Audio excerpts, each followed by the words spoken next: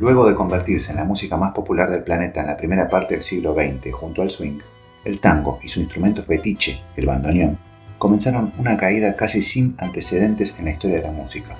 El tango, después de la Segunda Guerra Mundial, fue el primero arrasado de la historia europea, donde hasta había llegado a tener su propio color, el color tango, una especie de naranja. Luego, el tango fue borrado de la historia latinoamericana en medio del ataque cultural que comenzó en los años 50 con la llamada industria de la música, una maquinaria artificial de creación de ídolos con fines comerciales y de propaganda, impulsada desde las potencias económicas y permitida por los sumisos e ineficientes gobiernos locales. James Brown, comprame un disco de James Brown. Pero, además de su pérdida de masividad, algo que compartió con otras músicas latinas que más tarde o más temprano fueron cayendo, como el bolero, el tango sumó otro golpe mortal. Su imagen quedó asociada al atraso cultural, al militarismo y al ridículo. No importaba el crecimiento musical que el tango seguía teniendo en las décadas del 60 y 70, ni que en esos mismos tiempos ingresara por primera vez a las grandes salas de música clásica del planeta. El pueblo, su origen, su alma, se le había escapado de las manos.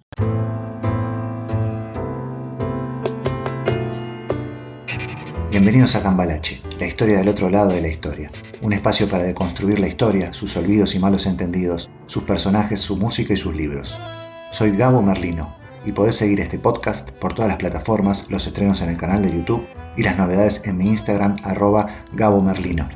Si estás viajando, déjame acompañarte. Si estás en casa o en el trabajo, prepárate algo de tomar y escucha.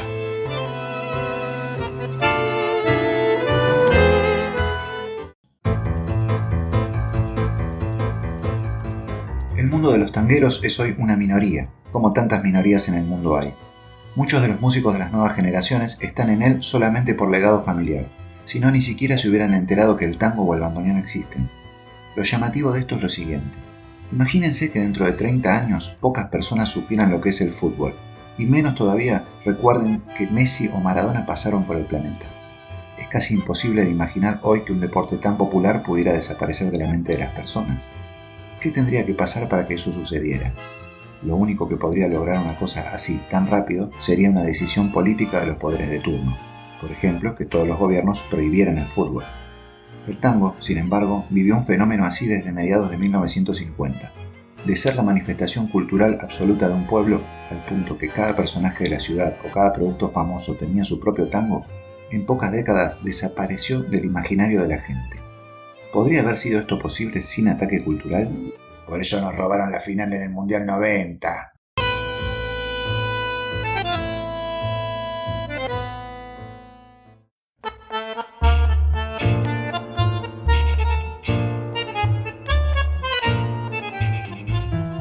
Desde su primera etapa de consolidación como género, que aglutinaba muchísimas formas culturales, una etapa que abarcó justamente la era del Imperio, entre 1870 y 1914, el tango fue el sonido que acompañó la protesta social. Las razones eran básicas. Buenos Aires y Montevideo, los últimos grandes puertos del planeta, se llenaban en esa época de inmigrantes con idiomas y costumbres distintas.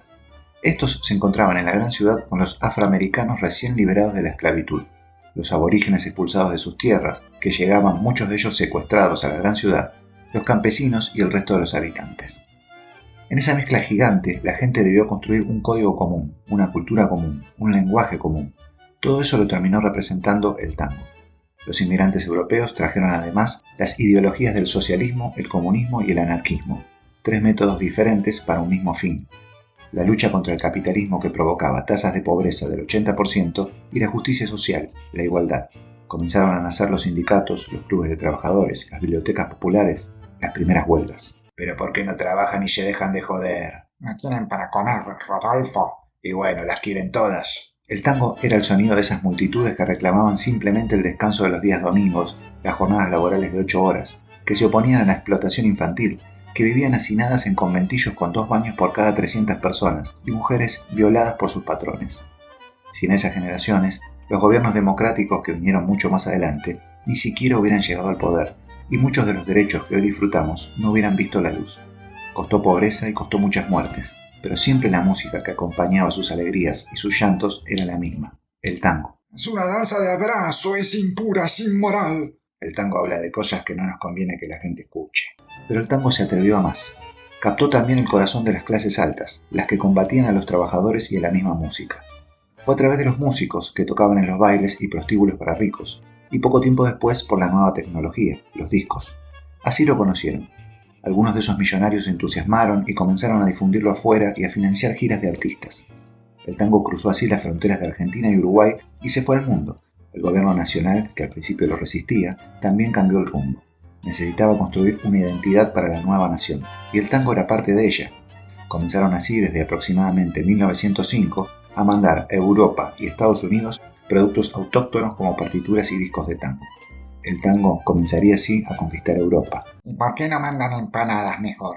Porque en el barco se pudren, Matilde.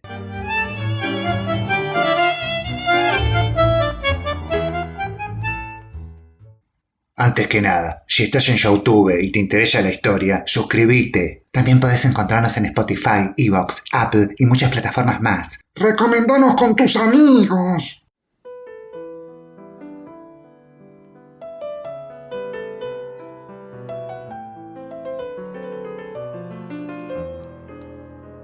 Ella no creía en un mundo de hombres y mujeres, ni en las supuestas leyes naturales de las que aún no encontramos los papeles. Ella fue todo junto. Por eso se animó a meterse en el mundo macho de los payadores y competirle con su guitarra y sus versos, y a muchos los venció. Tampoco tuvo miedo de cantar en los casi pornográficos cafetines de La Boca o del Bajo Flores, donde estrenaba tangos de Ángel Villoldo, para muchos el que llevó el tango de los pies a los labios. Josefa Calati había nacido en Montevideo o en Buenos Aires, o quizás en los dos lugares a la vez, alrededor de 1884. Eligió llamarse Pepita Avellaneda. Ya a principios de 1900 su carrera dio un salto. Comenzó a actuar en teatros y salas de mejor nivel. Fue la primera cancionista en vestirse de hombre en sus shows. Para otros fue la primera mujer en grabar un tango, en 1902. Pero como hasta ahora no se encontraron registros de eso, oficialmente para algunos el primer tango lo grabó otra mujer misteriosa, André Vivian, y para otros el primer tango grabado es de Amalia Colón, que grabó en 1902 Los Pilletes, un tango dedicado a los políticos. Pepita, por su lado, se hizo famosa y querida. Más de un par de galanes llegaron a batirse a duelo por ella. Un habitué de sus actuaciones era un hombre que había sido, desde comisario de Balvanera Sur hasta docente en una escuela normal de señoritas. El tipo se sentaba siempre en la primera mesa a pedirle el tango del entrerriano. Se llamaba Hipólito Yrigoyen y sería, años después, el primer presidente argentino en ser elegido democráticamente por medio del sufragio secreto y obligatorio. La carrera artística de Pepita Avellaneda empezó a declinar misteriosamente alrededor de 1910, cuando ella tenía solo 26 años de edad. Tiempo antes había tenido un intento de suicidio. Pero Pepita vivió mucho más, y en vez de volver a los escenarios, pasó el resto de su vida como encargada del guardarropa en el cabaret Chantecler. Falleció, olvidada y en la miseria, a los 77 años. Desde el otro lado de la luna, es una costumbre recorrer la avenida Pepita Avellaneda cada vez que queremos recordar que no todo es tal como es, que no hay un debe ser que se haya ganado el cielo, ni hay cielo que no cargue su infierno en las espaldas.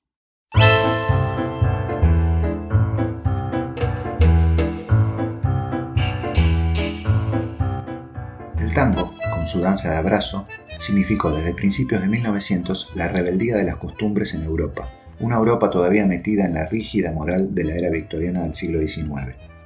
Era la superación de danzas de contacto más tímidas, como el vals. El foxtrot, con sus movimientos frenéticos, al igual que el swing, tuvo la misma connotación para las almas y los cuerpos del nuevo siglo. Ya para la segunda década, estos géneros estarían desparramados en casi toda Europa con gran éxito. Las clases altas de Londres celebraban sus tango teas. En España, varios cantantes como Linda Telma y Francisco Spaventa causarían furor. Y en París funcionarían míticos locales con músicos argentinos a la cabeza, como los legendarios bandoneonistas Genaro Espósito, Manuel Pizarro y Eduardo Arolas. Luego de un relativo parate por la Primera Guerra Mundial, las décadas del 20 y 30 encontraron el furor del tango en su esplendor. Los músicos locales ya interpretaban y componían esta nueva música. Surgiría, por ejemplo, el tango lisio en Italia, el tango finés, música nacional de Finlandia, y el Yiddish tango en Polonia, tal vez la tierra con más fanáticos en cantidad. Llegaría el tango a Japón en 1928, gracias al barón Megata, quien lo había conocido en París, donde había ido a hacerse una cirugía, y se convertiría en la música más escuchada en territorio nipón. También diría presente en la Rusia comunista y hasta en Turquía. Carlos Gardel, con su talento y sus películas, lo haría música de cabecera no solo en Europa, sino en toda América Latina. En Europa, mientras tanto, seguía gestándose una amalgama cultural gigante, porque músicos latinos de otros países también comenzarían a hacer actuaciones allí, como los brasileños y los mexicanos. También, en el caso del jazz, sucedería un fenómeno parecido, ayudado por un factor social que en Argentina no existía. Muchas estrellas estadounidenses preferían irse a tocar a Europa, ya que en su país eran fuertemente discriminados por ser afroamericanos, y de hecho había locales y ciudades que ni siquiera podían pisar. Ese hecho, sumado a la depresión económica de 1929, que dejó a muchísimos sin trabajo ni contrato discográfico en Estados Unidos, motivó las giras al viejo continente. París se convirtió en ese entonces en uno de los epicentros de locales y teatros que reunían y combinaban músicos de swing y tango, un sincretismo cultural que, de no haber mediado la Segunda Guerra Mundial, podría haber llegado lejos. Era común entrar en un local parisino y ver actuar en el mismo escenario a Bing Crosby con Paul Whiteman y un rato antes o después al compositor de Malena, el argentino Lucio De Mare. El guitarrista de cabecera de la cantante Josephine Baker era un argentino que se las arreglaba tan bien con el tango como con el jazz, Oscar Alemán. También eran habituales las giras del jazzero Duke Ellington, adorado en el continente, así como las de la orquesta de tango de Francisco Canaro, que logró un éxito sin precedentes en la ciudad Luz. Los países europeos generarían sus propias estrellas. La reina del tango en Polonia sería una mujer nacida allí, Stanislawa Nowicka. Fred Demke, un alemán, presentaría su cuarteto de swing, cuyo instrumento estrella era nada más y nada menos que el bandoneón, asociado al tango. La lista es interminable. Y James Brown no tocaba tango, James Brown. La Segunda Guerra Mundial marcó el fin de esta era. Fue un evento desastroso, no solo por las millones de muertes, récord en la historia mundial, y las primeras bombas atómicas, sino porque además causó una destrucción cultural sin precedentes en la historia moderna. En primer lugar, los artistas tuvieron que volverse a sus países. Para 1940 ya casi no quedaban ninguna de estas estrellas en el continente europeo, y los que lo hacían ya no tenían casi trabajo. Otros peleaban y morían en la guerra reclutados por los ejércitos de sus respectivas naciones. Los pocos que decidieron quedarse, como el Tano Genaro Espósito, uno de los más importantes y exitosos difusores del tango argentino en Europa, la pasaron fatal. El Tano Genaro sobrevivió en Francia con sus ahorros ya que no tenía dónde trabajar. Ya para 1943, cuando se le acabó el dinero, tocaba el bandoneón para sobrevivir en los barquitos turísticos de París, y los soldados alemanes le pagaban con restos de comida. Falleció un año después a causa de una neumonía aguda. Su cuerpo no aguantó el hambre y el frío. En segundo lugar, países como Italia, Alemania y Japón fueron prohibiendo el jazz, por ser la música representativa de Estados Unidos. Y además, los alemanes usaron el tango con oscuros fines. En muchos campos de concentración obligaban a músicos judíos a tocar tangos en el momento de enviar a sus compatriotas a las cámaras de gas. Uno de los que más sonaba era el tango Plegaria, de Ernesto Bianco. Otro, la comparsita. Los judíos, en especial los polacos, eran devotos del tango. Era una música que en general sabían tocar. Los nazis, por su parte, también eran adoradores del tango. Ernesto Bianco fue, con su orquesta, el primero que se lo hizo escuchar a Hitler, Goebbels y colaboradores en vivo, en los años 30.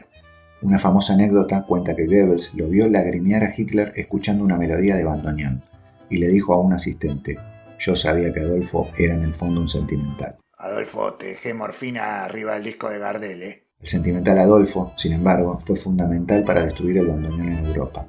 Tiempo después prohibió todos los clubes de bandoneón alemanes por ser antinazis. Con la guerra, las fábricas de bandoneón, que eran alemanas, fueron fundiendo. Una vez terminada la guerra, los rusos finalizaron el trabajo de Hitler. Expropiaron la principal fábrica de bandoneones y la convirtieron en una fábrica de bombas de motores diésel. Por varias décadas, el bandoneón se convirtió en el primer instrumento moderno y popular en vías de extinción. Luego de la derrota de los alemanes, el tango fue arrasado de la historia europea, entre otras cosas porque los dictadores del Eje lo habían elegido como música del pueblo solo para combatir al jazz norteamericano. Terminada la guerra, la movida cultural que se había generado hasta bien entrados los 30 en Europa jamás volvió, aunque todavía tenía mucho para dar y muchas combinaciones para realizar, como la de bandoneón y jazz. El cambio de paradigma envolvió todo Occidente. Tanto Estados Unidos como la Unión Soviética, las dos potencias dominantes del momento, terminaron de entender el poder de la tecnología cultural para cautivar a las masas. Y, al contrario que décadas atrás, no descuidaron los contenidos del cine y los discos. El poderosísimo Hollywood comenzaría a cercenar fuertemente a producciones y artistas con ideologías contrarias al sistema, y a estimular industrias culturales de países aliados como México y Brasil, ya que Argentina, por su neutralidad en la Primera y Segunda Guerra Mundial y otros conflictos de intereses, como la Guerra del Chaco de 1932 a 1935, no estaba en esa lista. El bloque soviético, por su parte, incrementó los contenidos nacionalistas y de sesgo comunista, cerrándose al resto de Occidente. Tanto el tango como también el jazz, que se estaba volviendo en sus actores demasiado reaccionario contra el sistema, iban a ir siendo desplazados por una nueva y natural revolución de las costumbres, como aquella de principios de siglo que los llevó a la cima. Las hegemonías fueron las que le encontraron un sonido al cambio, un sonido que aún así no dejó de darles problemas. Nacía el rock, pero eso ya es parte de otra historia.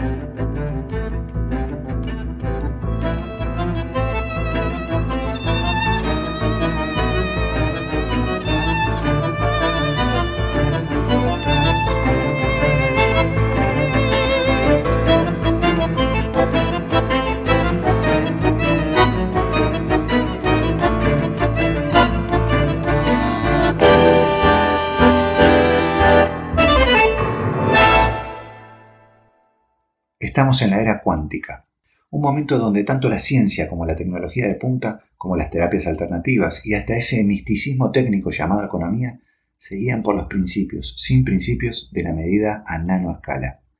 Un mundo donde, si un nano fuera una roca, la Tierra entera equivaldría a 1 centímetro, y donde se presentan fenómenos y propiedades totalmente nuevos, fuera de la lógica y lo conocido. ¿Por qué no entonces hacer un pequeño análisis histórico a la manera cuántica, uniendo pasado, presente y futuro como en un bucle caprichoso, siguiendo la inspiración de Einstein? Si eliminamos las líneas, ¿qué podemos encontrar? Pensemos sin tiempo, sin orden, sin espacio, por lo menos un rato, lo que nuestra mente categórica pueda aguantar sin aferrarse a ese placebo llamado antes y después. Déjense llevar por las palabras. Este es el lenguaje y la lógica que existen del otro lado de la luna, un espejo cuántico a donde asomarnos.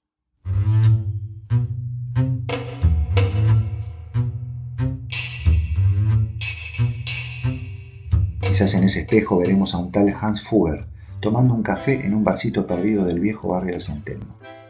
¿Quién era Hans? Un hombre que en 1367 apareció de la nada en Alemania y formó una familia y una dinastía de negocios, hasta que su nieto Jacob se transformó en el hombre más rico del siglo XVI.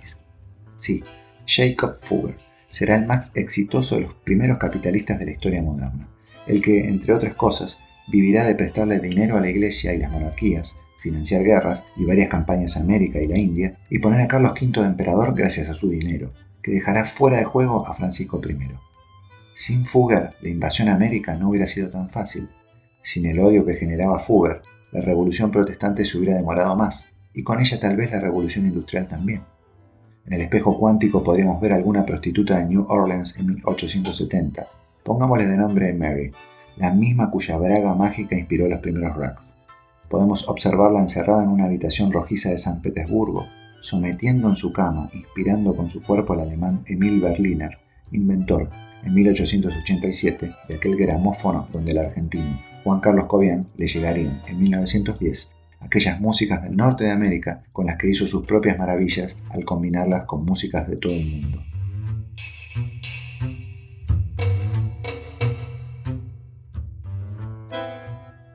O también podríamos ver a un campesino yoruba del siglo VI, cuyas manos azules del sol nigeriano juegan el último truco de la noche contra los ojos adormilados de Aníbal Troilo, el bandoneón mayor de Buenos Aires, mientras James Watt no termina de aprender las señas del juego.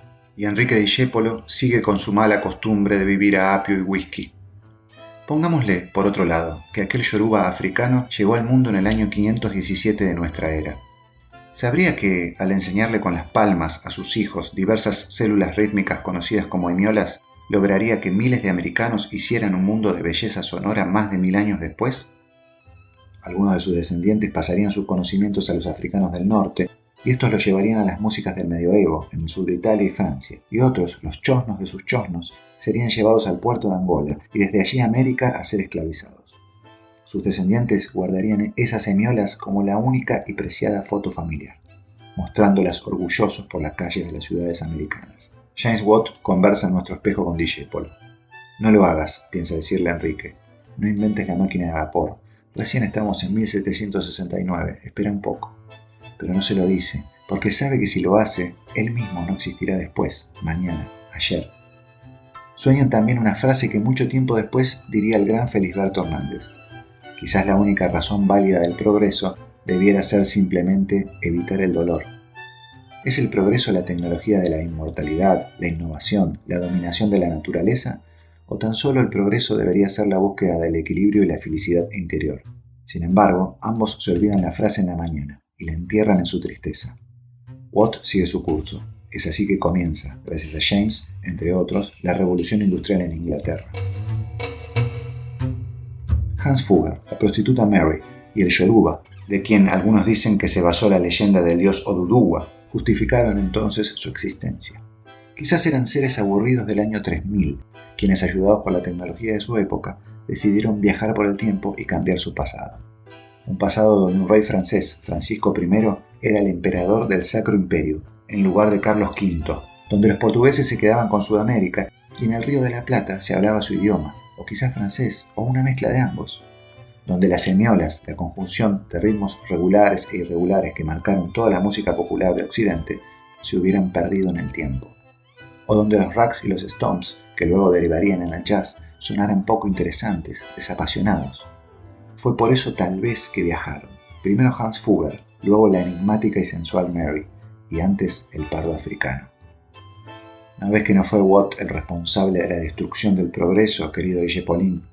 Había otro viajero del 3000, el que arribó a Egipto, a la Alejandría de los griegos, 300 años antes de Cristo. ¿Habría un Cristo en su línea temporal? Ese viajero se hizo llamar Tesibio, e introdujo dos variables que cambiarían la historia para siempre. Diseñó el órgano de tubos, padre del fuelle de los instrumentos de lengüetas libres como el acordeón y el bandoneón, y también el primer prototipo de la máquina de vapor. Claro, sin revolución industrial no habría ni nuevo orden mundial ni nuevas injusticias, pero tampoco bandoneón, y mucho menos tango, rock o jazz, y ellos habían venido a remediar este vacío en la historia de su línea de tiempo. En su oficina de la Matrix del año 3000 eran simples perdedores, se intuye, necesitaban calor en sus vidas. Torcer el pasado que aún no existe, para que en el presente de los suyos, un milenio después, no faltara el frenesí, el deseo, el ardor de ese hechizo musical llamado tango.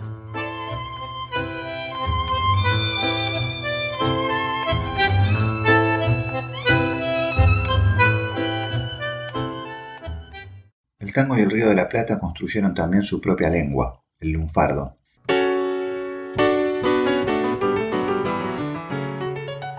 Para que imaginen la velocidad de los cambios sociales en ese tiempo, voy a tomar una frase del gran Tomás Eloy Martínez. La lengua de Buenos Aires se desplazaba tan rápido que primero aparecían las palabras y luego llegaba la realidad, y las palabras seguían cuando la realidad ya se había marchado. Lunfardo es una voz que significa ladrón. Viene del romanesco italiano, de la palabra lombardo, que eran los primeros banqueros usureros. El lunfardo en Buenos Aires se forma entre 1870 y 1880 con la gran oleada inmigratoria de italianos. En principio la mayoría de los vocablos vienen de ese idioma y sus dialectos, y luego se suman voces españolas, germánicas, francesas, polacas, portuguesas y de los pueblos originarios de Argentina, siempre sobre la base del castellano, idioma oficial de la ciudad. También ingresan voces africanas que vienen de Brasil, como nada más y nada menos tango y milonga, que ya estaban presentes desde bastante tiempo atrás. Desde los 40, aunque fue perdiendo algunos términos, el lunfardo se hizo policlasista. Párrafo aparte para la voz che, que se refiere al otro, la que más identifica a los argentinos, y que es la que genera más discusiones. Che puede venir del mapuche, donde significa ser humano, gente, del guaraní, donde significa ego, yo, aunque también existe, con la misma connotación argentina, en el español antiguo y hasta en el hebreo ancestral. El lenguaje es, además de todo, una visión del mundo, y ese mundo de diversidad que era Buenos Aires estaba dejando su huella por todos lados.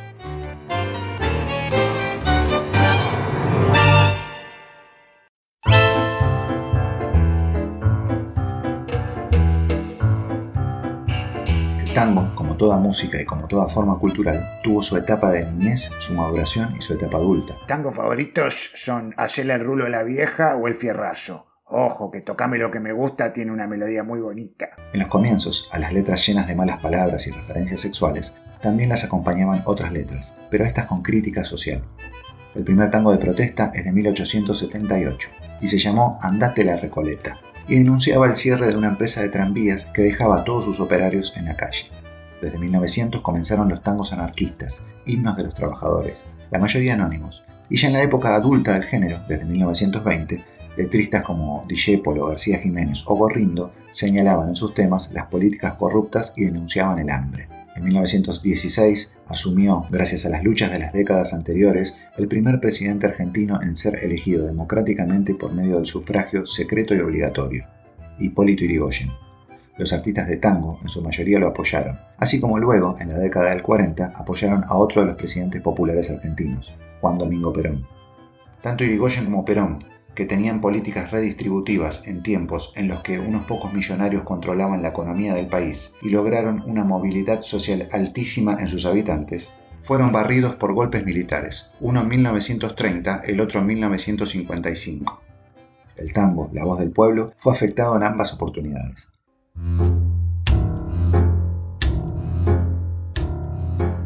Luego del primer golpe, en 1933, nace el Reglamento de Radiocomunicaciones, y con él empezó el camino de prohibir el lunfardo de las letras de tango, algo que era como sacarle el alma al género. La prohibición continuó hasta 1949, luego de una famosa reunión entre Perón y varios de los autores más célebres. Pero el segundo golpe militar fue mucho peor. La dictadura, apoyada por las potencias imperialistas, comenzó una política de despopularizar a la gente, desperonizar al pueblo.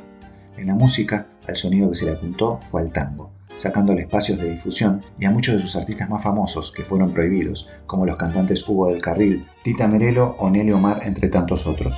También fueron encarceladas, perseguidas o torturadas muchas personas que hubieran demostrado afinidad con el peronismo, y otras debieron exiliarse, como la legendaria actriz española Lola Membrives, cuyo nombre lleva hoy uno de los principales teatros de la ciudad, y quien fue, además, una de las pioneras en grabar tangos en 1907. Por su lado, el cine, gran difusor de la música nacional, se quedó sin financiamiento estatal, en una época en la que era casi imposible realizar una película sin la ayuda del Estado. Los resultados, con el correr de los años, fueron catastróficos para la cultura nacional. ¿Y James Brown? ¿Qué le pasó a James Brown? El Club del Clan fue uno de los programas de televisión más vistos de la década del 60 en Argentina. Las juventudes de la época se criaron con el mensaje de emisiones como esa, la más popular entre muchas otras que existían. El programa había sido creado por los directivos de la estadounidense RCA, la empresa discográfica más importante, con el fin de promover a sus jóvenes artistas y con la ideología de que un tema musical debía durar un verano. Cada uno cantaba un género distinto y tenía un estilo propio, pero además de eso actuaban. Los más simpáticos y ganadores eran justamente los que cantaban músicas comerciales cuya influencia estaba fuera del país. El personaje del tanguero Raúl Cobián, en cambio, era el del matón perdedor.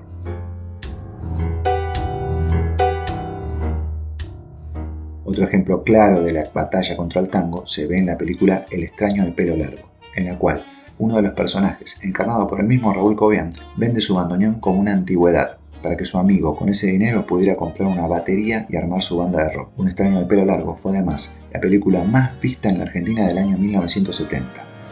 Hay que tener en cuenta que en esa época había solo 4 canales de televisión y el cine como vías masivas de difusión, a diferencia de hoy, donde a los cientos de canales se suman todas las plataformas de internet. El poder del mensaje era enorme y concentrado. El bandoneón es subversivo. En la calle, las nuevas generaciones de los 60 y 70 comenzaron a odiar al tango, asociándolo por influencia mediática con lo viejo, con el atraso y el conservadurismo. En los 80 fue peor. Las generaciones de su época, en su mayoría, desconocían totalmente al género.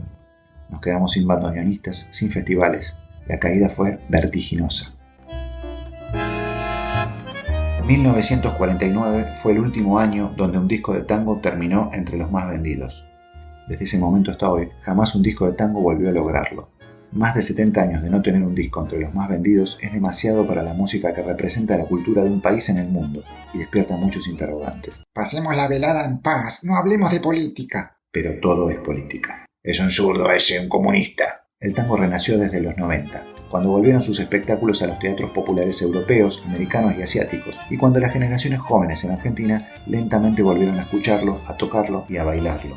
Los distintos gobiernos democráticos ayudaron tibia pero decisivamente, apoyando por ejemplo la creación de la Academia Nacional del Tango, el Festival de Tango de Buenos Aires y la Orquesta Escuela de Tango, todas iniciativas de particulares que recibieron el apoyo financiero e institucional del Estado. Es que el tango nunca había muerto, solo estaba esperando agazapado. Continuará.